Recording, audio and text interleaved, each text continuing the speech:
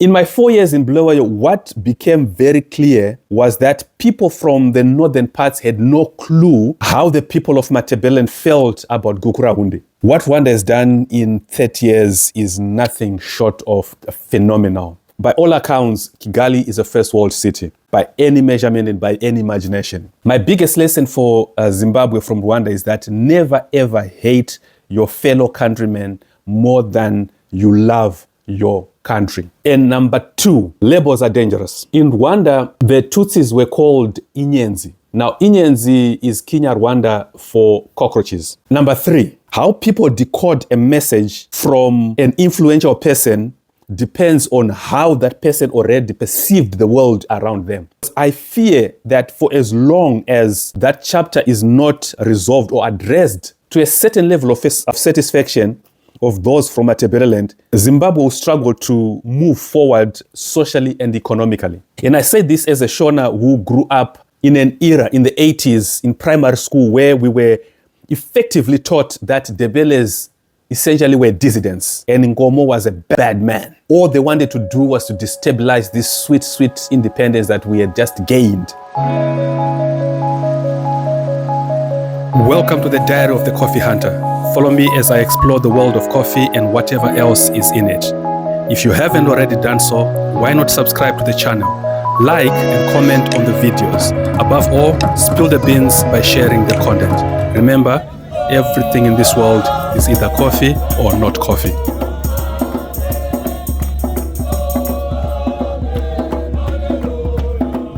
I normally have no problem speaking off the top of my head without any notes, but what I experienced in Rwanda demands that I speak from written and prepared notes, because I do not wish to end up saying anything that would in any way diminish or trivialize the magnitude of what happened in that beautiful and wonderful country a little over 30 years ago. So today I shall talk about what the country has become in such a short space of time, but more importantly, I want to draw some lessons for Zimbabwe. There is a few things that Zimbabwe could learn from Rwanda and how it has moved on to become what it is at this stage. What Rwanda has done in 30 years is nothing short of phenomenal. In a previous video, I sat down with a gentleman that I had met at the Coffee and Tea Expo in Kigali, and he was happy to sit down with me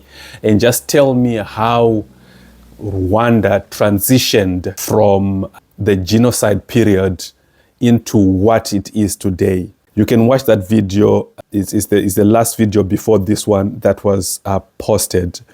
But what I saw in Kigali is absolutely mind-blowing as far as development and nation building is concerned. By all accounts, Kigali is a first world city, by any measurement and by any imagination. However, having been observing Zimbabwe having been observing political discourse, particularly in Zimbabwe, over the past 20 to 30 years, this video, I'm going to make it about the lessons for Zimbabwe. My biggest lesson for Zimbabwe from Rwanda is that never ever hate your fellow countrymen more than you love your country. Never ever hate your fellow countrymen more than you love your country. Or you could put it another way, never ever hate your political opponent more than you love your country. So Rwandans have mastered the art of understanding that being a Rwandan is well above any tribe or ethnicity you may come from. The power of that lies in that once you love your country more than you hate your opponent, you will automatically know that hating on your fellow countrymen is as good as hating your country, if that makes sense. So you can't love your country and hate a fellow citizen at the same time. You can disagree, yes, but your country stands above any disagreement that you may have. So it's always country first, and then whatever else comes second. You cannot elevate anything, your personal beliefs, your tribal lineage, your name, the person who you are, your connections, anything that is related to your person, you can't elevate it above the country. So that is the big lesson, the first big lesson that I picked up from Rwanda. Do not hate your fellow countrymen more than you love your country. And number two, this one, is big as well. Labels are dangerous because something innocent, said innocently, can have a devastating consequences. In Rwanda, the Tutsis were called Inyenzi. Now, Inyenzi is Kinyarwanda for cockroaches.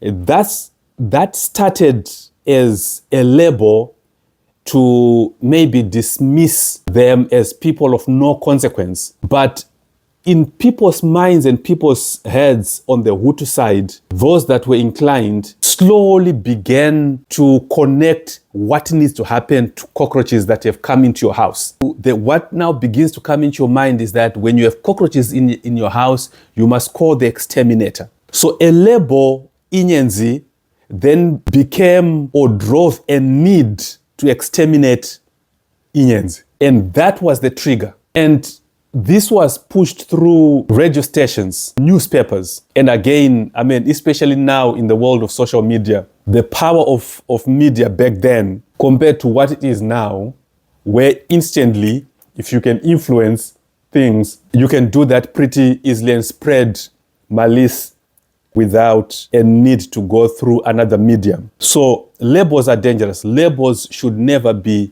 used against a fellow countryman and a political opponent. Number three, and this speaks to leaders and politicians really. You see, different people don't hear the same thing when politicians and leaders speak. How people decode a message from an influential person depends on how that person already perceived the world around them. What I'm trying to say here is the whole communication loop. If I have a message to send, I am called the encoder. Whoever is listening, like yourself, watching this video right now, you are the decoder. But what I say, you may decode it differently. That's why when you go to the comment section, when people are commenting on the same video, on the same content, they will have different opinions. That's because the message that has come out has not been decoded the same way. The way it has been decoded is strictly based on how that person perceives the world and what their own personal aspirations are, particularly when it comes to the content that is shared on social media. So politicians in particular and leaders in general need to be careful when they speak. I am reminded of the UK Parliament some years ago. This is probably around 2010, 2009, 2010, when David Cameron had emerged as the new conservative leader. Tony Blair was still prime minister. And every midweek day, I think on Wednesday, they have a prime minister's question time. And the young David Cameron, full of energy, was on the dispatch box. And Tony Blair was on the other side. And after a number of backwards and forths, David Cameron was absolutely pummeling Tony Blair. And the response, the hear that you would get and the stamping of feet in Parliament, everybody was in agreement that this young new leader of the Conservatives was really taking it to the veteran Tony Blair. But after a period of taking these heavy blows from David Cameron, Tony Blair got up on the dispatch box and he simply said, the difference between you and me is that you can afford to have an opinion. Yet, on my side, everything I say is a decision. I do not have the luxury of an opinion. The input of that is, as a leader, what you say is not an opinion. Whoever is following takes what is said by a leader not as an opinion or gossip for the reason that the assumption is that whatever you are saying is because you've got access to privileged information. So when you also come out and start spouting rumors and gossip and innuendos about other people, casting aspersions, the followers, the way they are going to decode that is different to when they are listening to their peers saying the same thing. But most importantly, understand that people do not hear the same thing when a leader speaks. A message is decoded differently. And finally, number 4. This one, again, all of them are big, really. Lesson number 4 from Rwanda for Zimbabwe is that never trivialize someone's pain. Never trivialize someone's pain. Now, I had the opportunity to move to Bulawayo at the age of 19. Straight after high school, I moved to Bulawayo. I had got a job there, and I talk a lot about this in my other videos. But in my 4 years in Bulawayo, what became very clear was that people from the northern parts had no clue how the people of Matabeleland felt about Gukurahundi. That episode of Zimbabwe's post-independence history needs revisiting from a nation-building standpoint. It needs to be emotion-free, particularly if you're coming from the northern part of Zimbabwe, because I fear that for as long as that chapter is not resolved or addressed to a certain level of satisfaction of those from Matabeleland, Zimbabwe will struggle to move forward socially and economically. And I say this as a Shona who grew up in an era in the 80s in primary school where we were effectively taught that Debeles essentially were dissidents and Nkomo was a bad man. All they wanted to do was to destabilize this sweet, sweet independence that we had just gained. And that was the mantra, that was the narrative really. Songs were created, songs were composed, songs were sung, catchy jingles, catchy choruses were composed. And as young people, you just sing them and hum them away along the way without realizing the full impact and the full danger of what you are singing or talking about. So the lesson number 4 from Rwanda for Zimbabwe is never ever trivialize someone else's pain. Every person's grievance is valid. I want to hear what you think, particularly about Zimbabwe and its past, and perhaps how it can really move forward. I would like to hear, particularly because I've got a lot of friends from Matabeleland that I met over the time I was there, and a number of them have become sort of like lifetime friends. And I have a certain understanding. I don't want to say I know, but I have a certain appreciation of how they may feel about this. So I just want to hear your comments. And I thought I needed to say this, and together with the last 2 videos that I posted, before I really get into the whole coffee stuff and share all the wonderful and beautiful things about Rwanda. And if you notice in the last 2 videos, I kind of steered away from talking about please subscribe, like, and comment, that kind of thing, just out of respect for the people of Rwanda and the gravity of what happened there 30 years ago as I witnessed it.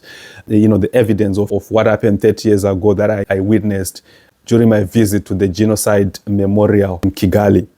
So, but on this video, I would like to invite you, if you haven't done so, to please like this video and others, of course, subscribe to the channel and comment, and that way we can engage. And I like to engage. I like to have conversation. I will attend to, you know, all the messages, all the comments as much as I can. But please do engage. Let's have a conversation, because next time I will then be talking about all the coffee, the lovely coffee stuff, and the general good thing about, you know, good things about Rwanda as a country. Otherwise, thank you very much for watching. I shall catch up with you soon.